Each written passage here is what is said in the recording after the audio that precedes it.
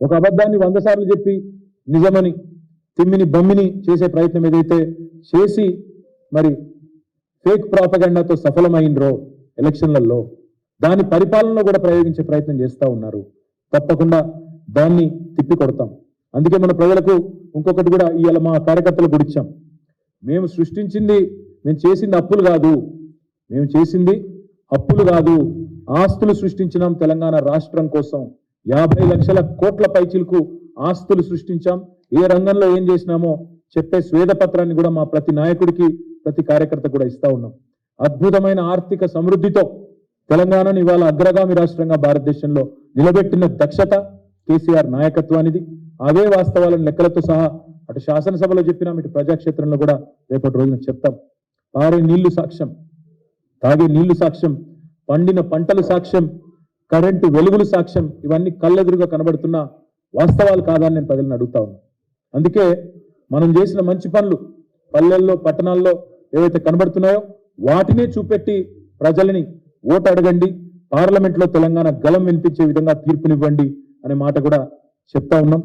కాంగ్రెస్ చేసే గోబెల్స్ ప్రచారాన్ని తిప్పికొట్టి కాంగ్రెస్ ఇచ్చిన 420 హామీలను ప్రజల దృష్టికి కూడా తీసుకొని పోయే దిశగా మా కార్యకర్తల్ని నాయకుల్ని ప్రతి శాసనసభ నియోజకవర్గంలో కార్యకర్తల సమావేశాలు పెడతాం, ప్రతి మండలంలో కూడా పెడతాం, పార్లమెంట్ సన్నాహక సమావేశాలు పెట్టుకుంటాం.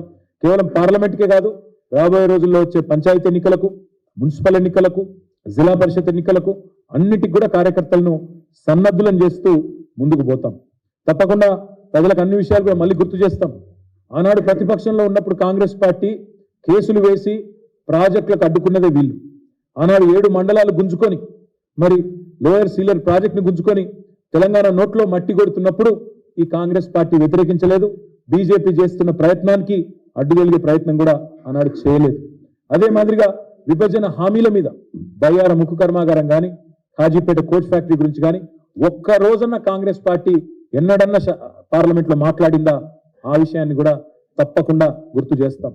నీళ్ల వాటాలు తేల్చినప్పుడు, నిధులు ఇవ్వకుండా సతాయించినప్పుడు, కేంద్రం వివక్ష చూపుతున్నప్పుడు, మెడికల్ కాలేజీలు ఇవ్వకుండా, నర్సింగ్ కాలేజీలు ఇవ్వకుండా తప్పించుకున్నప్పుడు ఎన్నడన్నా బీజేపీ ఎంపీలు కానీ కాంగ్రెస్ ఎంపీలు కానీ తెలంగాణ గురించి జరుగుతున్న అన్యాయం గురించి ఎన్నడన్నా మాట్లాడినరా? ఈ విషయాన్ని కూడా ప్రజలకు గుర్తు చేస్తాం. హైకమాండ్ పర్మిషన్ లేనిదే ఉలకలేని పలకలేని డూడు బసవన్నలను కాంగ్రెస్ ఎంపీలు కానీ బీజేపీ ఎంపీలు కానీ వాళ్ళని గెలిపిస్తే తెలంగాణ ప్రయోజనాలు శాశ్వతంగా మంట కలుస్తాయనే మాట కూడా తప్పకుండా ప్రజలకు చెప్తాం. సరే, అదేవిధంగా ఇంకా చాలా దుర్మార్గమైన కార్యక్రమాలు కూడా చేసినారు, అవన్నీ కూడా చెప్తాం.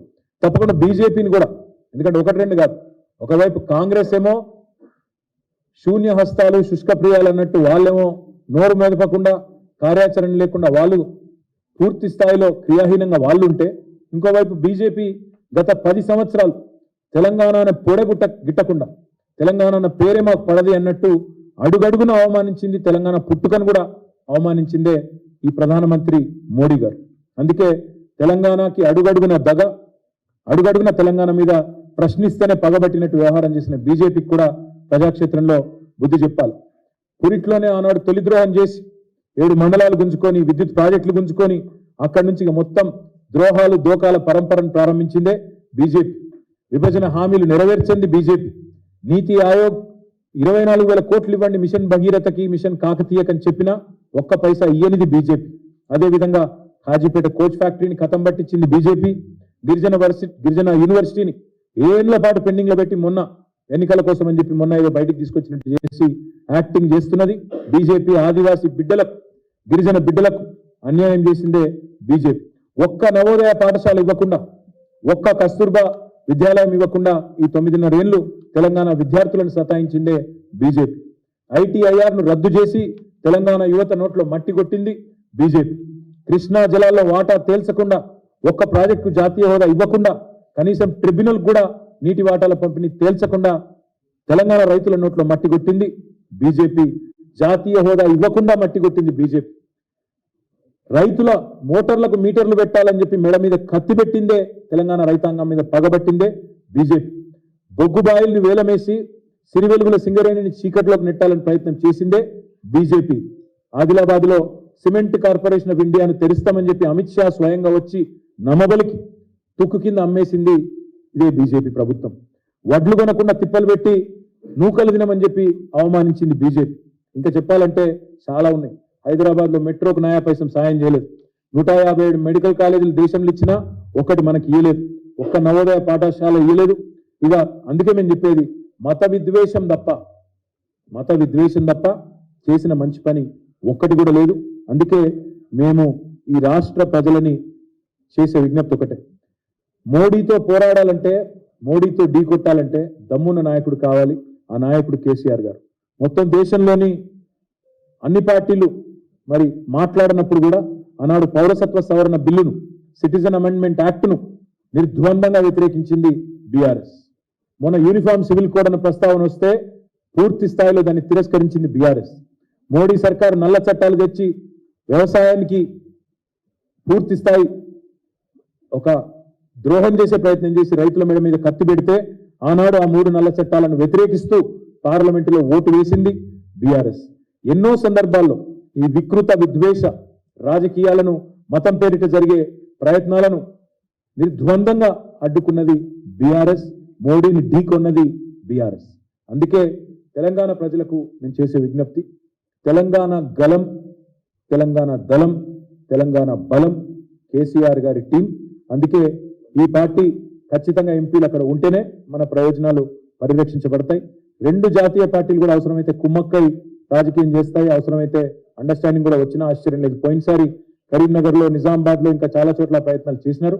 ఈసారి కూడా నేను గుర్తు చేస్తా ఉన్నా మీకు, ఈసారి శాసనసభ ఎన్నికల్లో కూడా బీజేపీ అభ్యర్థులను ఓడగొట్టింది ఎవరండి? బండి సంజయ్ని ఓడించింది బీఆర్ఎస్ కాదా? అరవింద్ ధర్మపురిని ఓడించింది బీఆర్ఎస్ కాదా? రాజాసింగ్ను దాదాపు ఓడించినంత పనిచేసింది బీఆర్ఎస్ కాదా? ఈటెల రాజేందర్ గారిని ఓడించింది బీఆర్ఎస్ కాదా? ఎవరైతే బీజేపీ గట్టి నాయకులు అని చెప్పుకుంటూ ఉన్నారో, ఎవరైతే బీజేపీకి పెద్ద పెద్ద గండరలు అని చెప్పుకున్నారో, మా దెబ్బకు జడిసే కదా మొన్న కిషన్ రెడ్డి గారు పోటీ చేయలే అంబర్పేట నుంచి. పోయినసారి ఆయన నొడగొట్టింది బీఆర్ఎస్ కాదా? ఈసారి తప్పించుకొని పారిపోలేదా కిషన్ రెడ్డి గారు? ఈసారి మీరు చూడండి, బలమైన బీజేపీ అభ్యర్థులను ఓడించింది ఎవరు? అందుకే మేము రాష్ట్ర ప్రజలకు విజ్ఞప్తి చేస్తా ఉన్నాం, బీజేపీని నిలువరించే శక్తి ఉన్నది కేవలం బీఆర్ఎస్కే, కాంగ్రెస్కి ఆ శక్తి లేదు. అందుకే మేము కోరేది, పార్లమెంట్లో కూడా తెలంగాణ వాణి ఉండాలి, బలం ఉండాలి, గలం ఉండాలంటే అది బీఆర్ఎస్ వల్ల అవుతుంది తప్ప ఇంకోరి వల్ల కాదు. ఈ మీటింగ్ ఈరోజు మొదటిది. ఈ మెటీరియల్ మేము ప్రతి నాయకుడికి ఇస్తాము, ప్రతి ప్రజలకు కూడా ఇది చేరవేస్తాం. మొత్తంగా చేరవేసి తప్పకుండా మరి ఈరోజు మొదటి సమావేశం, ఇంకా 16 సమావేశాలు ఉంటాయి. 16 రోజుల పాటు ఇవి కొనసాగుతాయి. సంపూర్ణంగా మొత్తం సమీక్ష అయిన తర్వాత, ఎందుకంటే ఇవాళ మొదటి రోజు వచ్చిన మా ఆదిలాబాద్ నాయకులందరూ కూడా మళ్ళీ తిరిగి పాపం వాళ్ళు బెజ్జూర్ దాకా, దహగాం దాకా, అక్కడ ఆదిలాబాదు, బేలా దాకా, జైనత్ దాకా చాలా దూరం పోవాలి కాబట్టి 350 కిలోమీటర్లు పోవాలి కాబట్టి వారికి తొందరగా పంపించే ప్రయత్నం చేసినాం. రేపు కరీంనగర్ ఉంది. ఇంకా తదుపరి వరుసగా పార్లమెంట్ నియోజకవర్గాల వారీగా సమావేశాలు ఉన్నాయి. బహుశా జనవరి 22, 23 తారీఖు వరకు ఈ సమీక్షా సమావేశాలు అయిపోతాయి. అయిపోయిన తర్వాత మా తదుపరి కార్యాచరణ మొత్తం, అంటే శాసనసభ నియోజకవర్గాల వారీగా సమావేశాలు ఎప్పుడు ఉంటాయి, అభ్యర్థుల ప్రకటన ఎప్పుడు ఉంటుంది, దానికి కేసీఆర్ గారు కూడా ఇప్పుడిప్పుడే కోలుకుంటా ఉన్నారు. ఇంకా ఒక 4 వారాలు వారికి పడుతుండొచ్చు, 4 నుంచి 5-6 వారాలు పడుతుండొచ్చు మళ్ళీ తిరిగి ఇక్కడ ఆఫీస్కి వచ్చి కూర్చొని పనిచేసే పరిస్థితి రావాలంటే. కేసీఆర్ గారు కూడా ఏం చెప్పారంటే, మాకు ఇవాళ ఈ మీటింగ్లో మా నాయకులకు కూడా చెప్పమన్నది, ఈరోజు ఎట్లా అయితే అందరినీ పిలిచి మాట్లాడుకొని మనం అన్ని విషయాలు చర్చించుకున్నాము, అభ్యర్థుల ఖరారు కూడా అదే పద్ధతుల్లో అందరినీ పిలిచి వారి అభిప్రాయాలు తీసుకొని, అందరి అభిప్రాయానికి అనుగుణంగా, కార్యకర్తల ఆలోచనకు అనుగుణంగానే అభ్యర్థుల ఎంపికను కూడా తప్పకుండా చేస్తాము.